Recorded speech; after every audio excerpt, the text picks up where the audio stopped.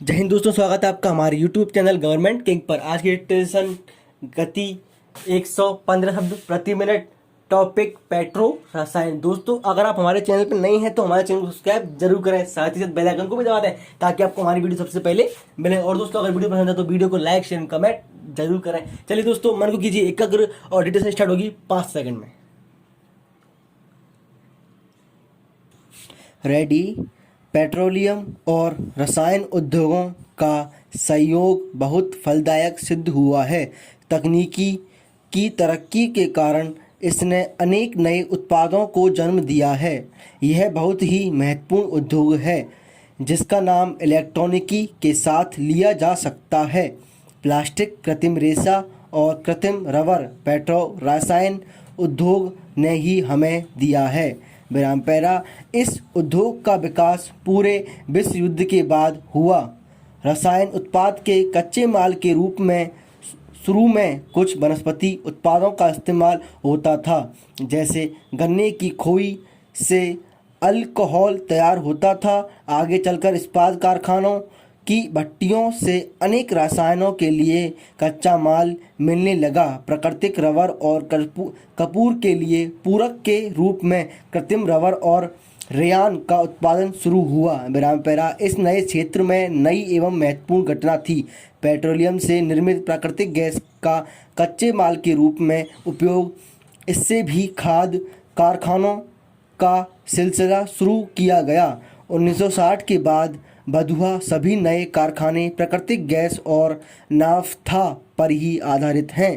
कृषि प्रधान देश में इस घटना का महत्व अलग से बतलाने की जरूरत नहीं है। विराम पैरा। पेट्रो रसायन क्षेत्र में हुए विकास के कारण दूसरे अनेक उद्योगों का भाग्य खुल गया। प्लास्टिक, कृत्रिम धागा, औषधियाँ, रंग, डिटर्जेंट, कीटाणुनाशक दवाइयों का इसमें उल्लेख करना पड़ेगा। तेल शोधन का उद्योग जैसे जैसे बढ़ता गया वैसे वैसे विकास के नए रास्ते खुलते गए। विराम पैरा। सरकार द्वारा अपनाई गई नीति के अनुसार तेल शोधन के सभी कारखाने सार्वजनिक क्षेत्र में थे, लेकिन पेट्रो रसायन के कारखाने निजी क्षेत्रों में थे। मुंबई के यूनियन कार्बाइड सरकार ने नाफ्ता भंजन का प्रारंभ 1966 में हुआ।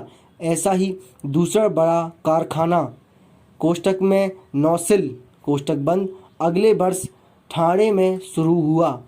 विराम पैरा।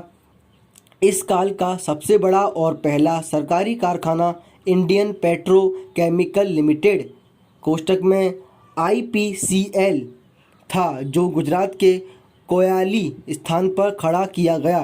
प्लास्टिक, कृत्रिम धागा, औषधियाँ, रंग और रंग रसायन के उत्पादन की प्रकृति की यह बहुत बड़ी मंजिल थी।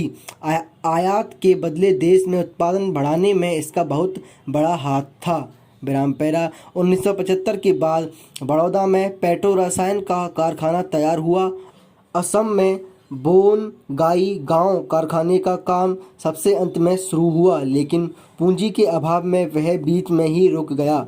फिर धीरे धीरे 1990 तक पूरा हो गया। कृत्रिम धागे के उत्पादन की गति धीमी करने की नीति थी, इसलिए सरकार ने इस कारखाने को अहमियत नहीं दी। प्लास्टिक और कृत्रिम धागे का इस्तेमाल ना बढ़ाने की ही नीति थी। इसके इस्तेमाल पर नियंत्रण था। कीमतें ज़्यादा थीं, आयात बंद था। देश में जरूरी कच्चे माल की आपूर्ति सीमित थी। इसके अलावा कच्चे माल का अधिक लाभदायक उपयोग था। इतना होने पर भी प्लास्टिक और कृत्रिम धागे का इस्तेमाल बढ़ता ही गया। बड़े परिमाण में गैर कानूनी आयात होता रहा। विराम पैरा। इसका कारण जाहिर है प्लास्टिक की चीज़ें या लाइनॉल पॉलिएस्टर कपड़ा लोकप्रिय होने में समय नहीं लगा।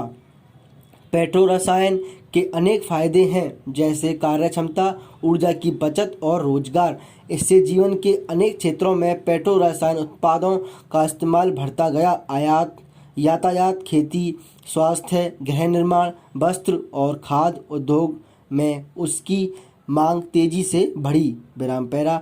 शुरू में कारखाने छोटे होते थे, इसलिए उनका उत्पादन खर्च ज़्यादा होता था, लेकिन हाल के परियोजना काफ़ी बड़े हैं। महाराष्ट्र जैसे पृथक्करण प्रक्रिया की परियोजना का इसमें समावेश है। इस परियोजना की तकनीकी भी आधुनिक है। इससे पेट्रो रसायन उत्पादों की कीमतें घटने की आशा है। विराम पैरा।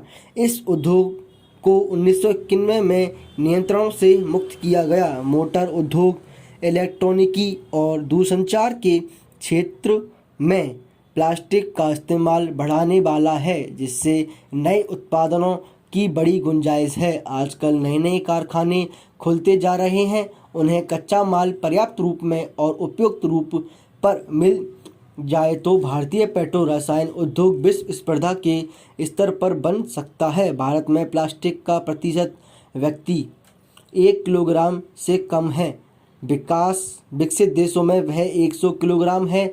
दुनिया भर में नायलॉन पॉलिएस्टर के कपड़े सस्ते और गरीबों के लिए उपयोगी माने जाते हैं। हमारे यहाँ स्थिति उल्टी है। सरकार ने करों में वृद्धि कर जानबूझकर ऐसे कपड़े महंगे बना डाले हैं, लेकिन खुली अर्थव्यवस्था में करों की यह नीति बदलनी पड़ेगी। इस मांग और बढ़ेगी।